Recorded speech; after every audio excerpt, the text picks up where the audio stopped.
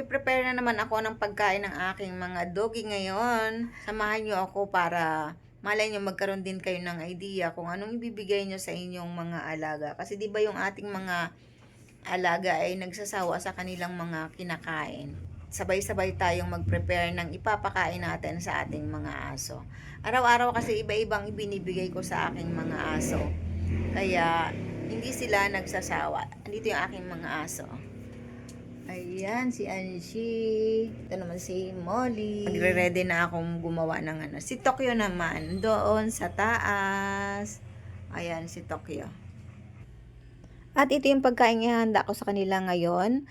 Papaulaman ko sila ng atay. Atay po ito ng manok. Favorite kasi ng aking mga alaga ang atay ng manok. At ang gagawin ko dito ay isasama ko na sa pagluluto ng kanin. Usually kasi ang ginagawa ko, inilalaga ko muna ang atay o kaya ay inaadobo. Pero ngayon, ang gagawin ko ay ihahalo ko na sa pagsasaing. Para sabay na silang naluluto at magkakaroon na rin ng lasa yung kanin. Araw-araw talaga, iniiba-iba ko ang ipinapakain ko doon sa aking mga aso. Para hindi sila nagsasawa. Kasi kapag palaging yun ang iyong ipapakain, nagsasawa talaga yung mga aso. At kapag nagpiprepare ako ng pagkain ng aking mga aso, hindi ko talaga tinitimplahan.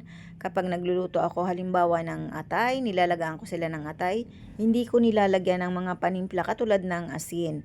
Kasi para hindi sila masanay at hindi sila maging pihikan. Magti-thank you lang pala ako sa nagpadala ng kanilang pambili ng pagkain.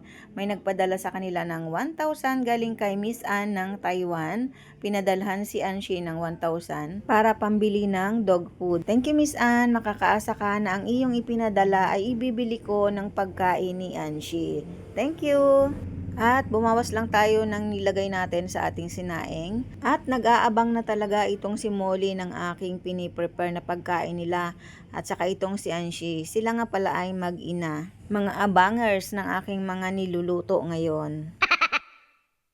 At syempre ay hindi mawawala ang gulay. Kaya hinaluan ko na rin ng kalabasa at carrots yung aking lulutuin. Syempre dapat laging may gulay yung ating pagkain na ibibigay dun sa ating mga aso. At habang naghihintay ng aking niluluto ang aking mga alaga ay ayan at si Anshi ay nagpapasuklay naman sa aking bunsong anak.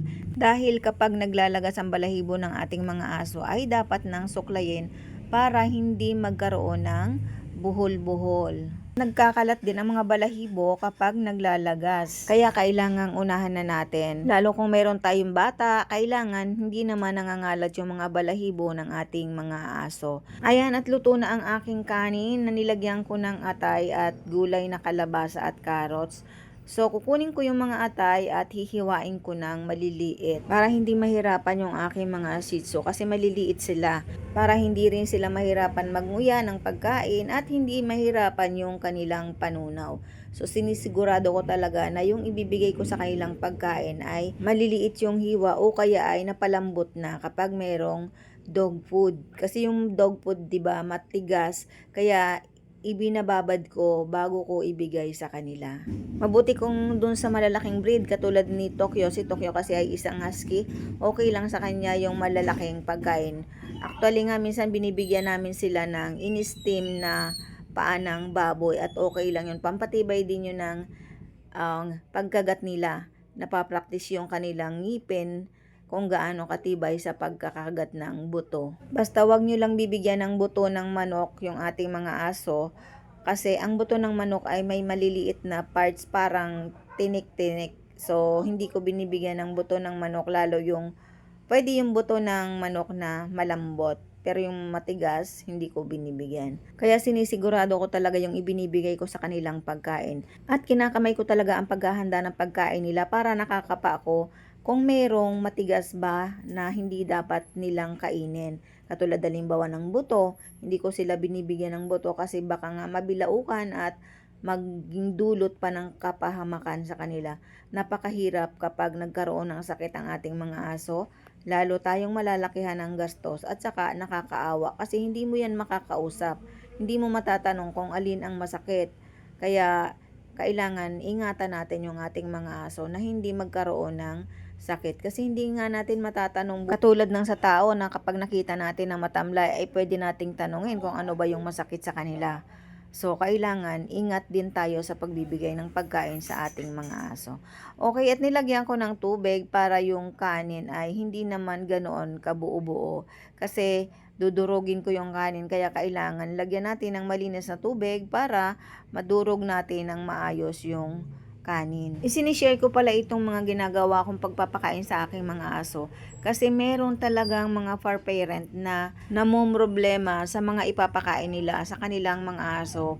Kasi nga may mga aso na nagiging pihikan. So, kaya ko isinishare itong aking video sa inyo ay para at least magkaroon kayo ng idea kung paano nyo bibigyan ng pagkain yung mga aso na pihikan o yung mga picky eater na aso. At hindi ko talaga kinakalimutan lagyan ng dog food para at least ay hindi nila nalilimutan yung lasa ng dog food. Kaya kung nagpapakain kayo ng kanin sa inyong aso, ay wag nyo pa rin kalilimutan na lagyan ng dog food kahit kaunti. Kasi kapag binigyan mo sila ng dog food, maaaring hahanap-hanapin na nila yung lasa ng kanin. Kaya kailangan mayroon pa ring dog food kahit kaunti. Dati kasi pure na dog food ang pinapakain ko sa aking mga aso pero nagsasawa sila. May mga araw na halos ayaw nilang bawasan yung kanilang pagkain. Kaya ganyan ang ginagawa ko para hindi sila nagsasawa. Minsan naman kapag pinakain ko sila ng purong kanin, isinusuka lang nila. Kaya ininimix-mix ko talaga yung ibinibigay ko sa kanila para hindi sila nagsasawa.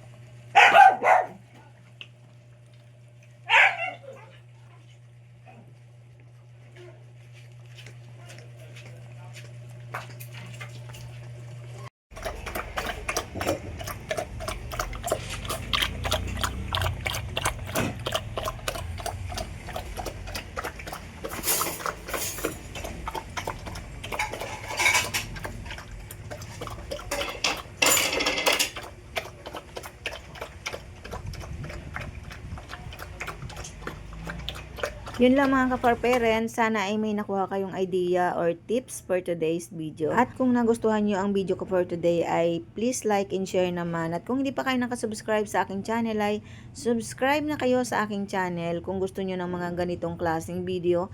At pindutin nyo yung bell notification para notified kayo sa mga i-upload kong videos. Thank you for watching at salamat po sa mga hindi nag-skip ng ads dahil yun po ay makakatulong sa aking mga alaga para maibili ko sila ng kanilang mga pangangailangan katulad ng pagkain nila at yung pambili ng kanilang mga vitamins at iba pang mga needs nila. Thank you for watching!